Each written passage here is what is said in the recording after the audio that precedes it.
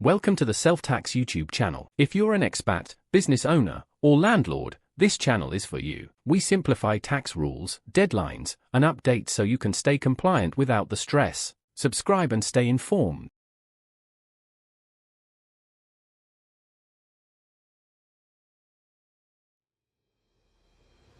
One of the first practical decisions you need to make when preparing for MTD for income tax is choosing your software. And with over 50 options on the recognized list, knowing what to look for makes that decision significantly easier. In this video I am going to walk you through what MTD-compatible software actually needs to do, the two types of software available, how to match the right option to your situation, and the questions worth working through before you commit. The first thing to understand is that not all accounting software qualifies for MTD. For software to be usable for MTD for income tax, it must have been tested against HMRC's technical requirements and confirmed as able to connect to HMRC's MTD system. HMRC maintains a public list of recognized software on gov.uk, searchable and filterable by income type and features. One important clarification directly from HMRC. Being on that list does not mean HMRC endorses or recommends any specific product. It means the software has passed the technical test and can submit data to HMRC's system. Choosing the right software for your situation is still your decision. Most MTD-compatible software falls broadly into one of two categories. The first is full accounting software. This manages your digital records within the platform itself, typically with bank feed connectivity, expense categorization, invoicing, and direct MTD submission all in one place. The second is bridging software. This connects your existing spreadsheet records to HMRC's MTD system, acting as a digital link between your spreadsheet and the submission requirement. Bridging software does not replace your record keeping or help you categorize transactions. It simply bridges the gap between your spreadsheet and HMRC. Your situation and existing habits will determine which type suits you better. A common question is whether free software is sufficient or whether paid software is worth the cost.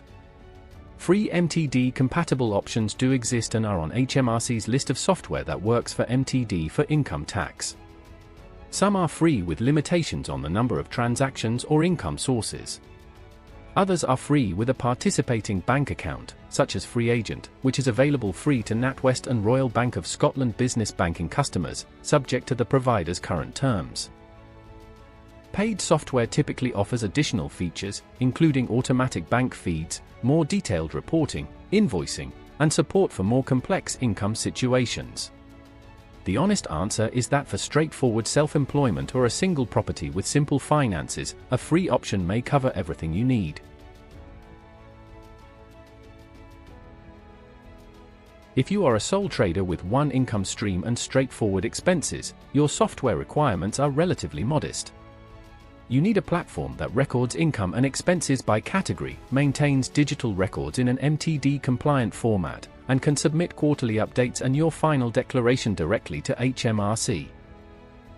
The most important practical check for a sole trader is whether the expense categories within the software align with HMRC's categories, and whether the quarterly submission process is clearly guided within the platform. Most entry-level MTD-compatible software covers these basics. Remember that quarterly updates are summaries of your income and expenses. Your final tax position is confirmed later through the end-of-year process. For landlords, the position is slightly more specific. Under MTD for income tax, all UK property income is treated as a single combined stream for reporting purposes. So multiple properties are pooled into one property income update rather than reported individually. However, if you have both rental income and self-employment income, those two streams require separate quarterly updates. This means you are submitting two sets of updates per quarter, one for property and one for your trade. Not all entry-level software handles this separation smoothly, so checking how the software manages multiple income streams before committing is a practical step.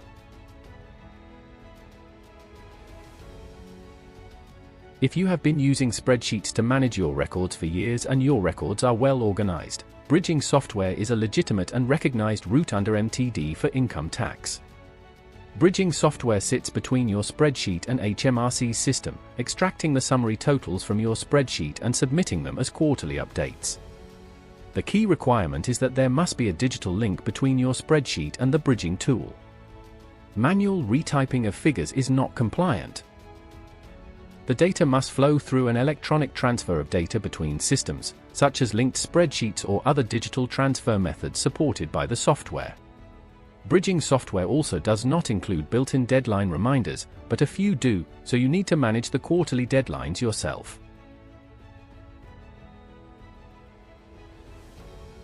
One feature worth paying particular attention to when choosing full accounting software is the bank feed.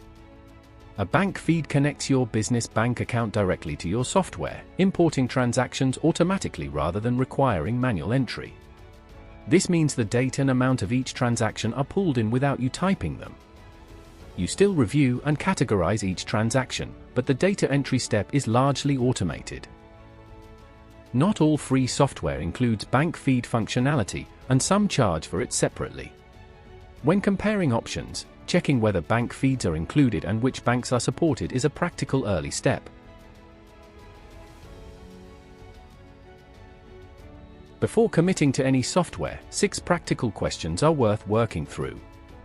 Is this software on HMRC's list of software compatible for MTD for income tax on gov.uk?